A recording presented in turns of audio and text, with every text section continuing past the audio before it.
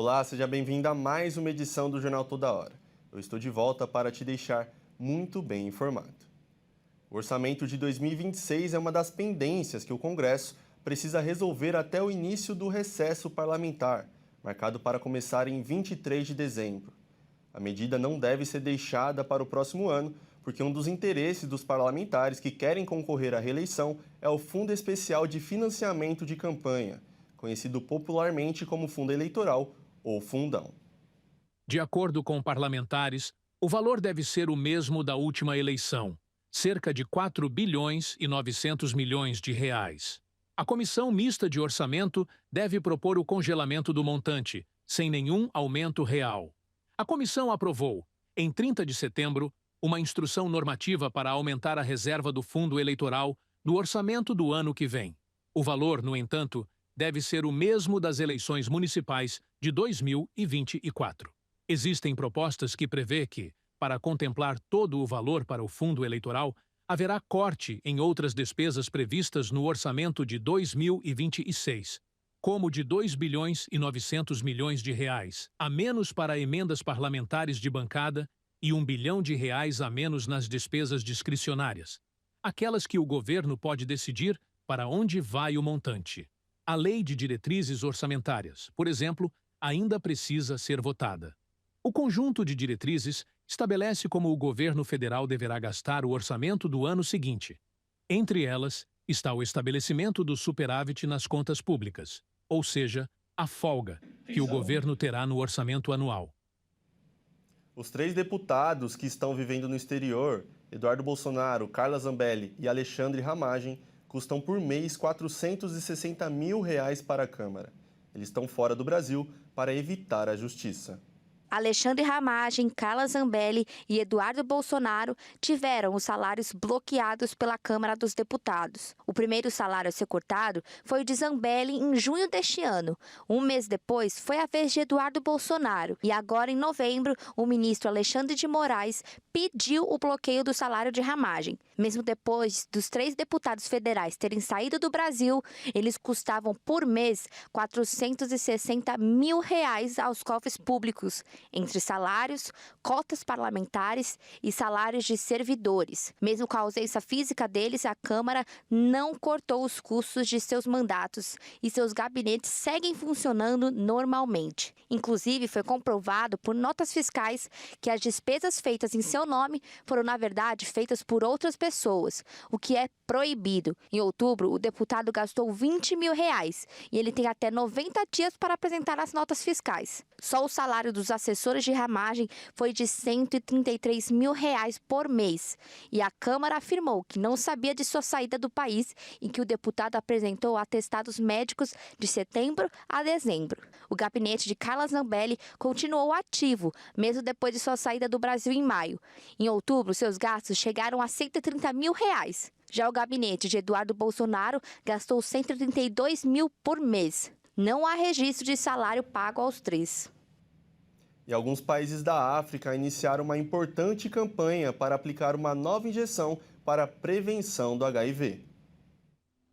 África do Sul, Eswatini e Zâmbia começaram nesta segunda-feira a administrar uma nova e inovadora injeção para a prevenção do HIV, o primeiro lançamento público do medicamento na África, o continente mais afetado pela AIDS no mundo.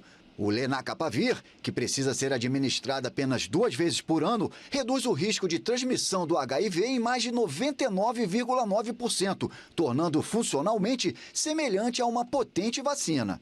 Na África do Sul, onde 1 em cada 5 adultos vive com HIV, o lançamento fez parte de uma iniciativa financiada pela UNITAID, a Agência de Saúde das Nações Unidas. A agência não especificou quantas pessoas receberam as primeiras doses do medicamento, que custa $28 mil ou R$ 150 mil por pessoa por ano nos Estados Unidos. Os países vizinhos Zâmbia e Eswatini receberam 1.000 doses no mês passado como parte de um programa dos Estados Unidos e lançaram o medicamento em cerimônias do Dia Mundial da Luta contra a AIDS nesta segunda-feira. O fabricante Gilead Sciences concordou em fornecer o lenacapavir sem fins lucrativos para 2 milhões de pessoas em países com alta incidência de HIV durante 3 anos. Espera-se que, a partir de 2027, versões genéricas do Lenacapavir estejam disponíveis a um preço aproximado de $40, cerca de R$ 213, por ano, em mais de 100 países. O Brasil tem mais de 1,5 milhão de prováveis casos de dengue. Apesar do alto número assustar, os dados revelam que houve uma redução nos casos em relação ao ano passado. Com a chegada do período de calor e chuvas, também aumenta a preocupação em relação a doenças como a dengue, causada pelo mosquito Aedes aegypti, que se proliferam mais a partir dessas condições do clima. Neste ano, até o dia 30 de outubro, o Brasil registrou mais de 1.600.000 casos prováveis de dengue. Mesmo sendo um número elevado, já pode ser considerado uma boa notícia. Isso porque representa uma redução de 75% em relação ao mesmo período de 2024.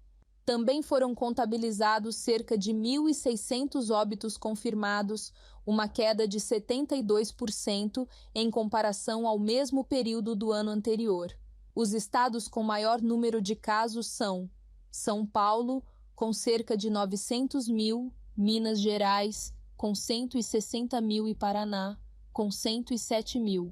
Mesmo com a redução dos casos, o Ministério da Saúde segue com ações de prevenção. Isso porque 30% dos municípios brasileiros ainda estão em estado de alerta para a dengue. Em 3.200 cidades, mais de 80% das larvas estavam em recipientes como vasos de plantas, pneus, garrafas, caixas d'água, calhas, ralos e até folhas de bromélias e cavidades de árvores. Para o ciclo 2025 e 2026, o Ministério da Saúde deve investir R$ 183,5 milhões na ampliação do uso de novas tecnologias de controle vetorial, como o método Wolbachia, as estações disseminadoras e os mosquitos estéreis irradiados.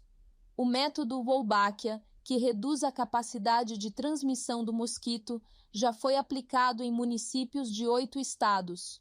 Em Niterói, no Rio de Janeiro, houve redução de 89% nos casos de dengue, 60% de chikungunya e 37% de zika.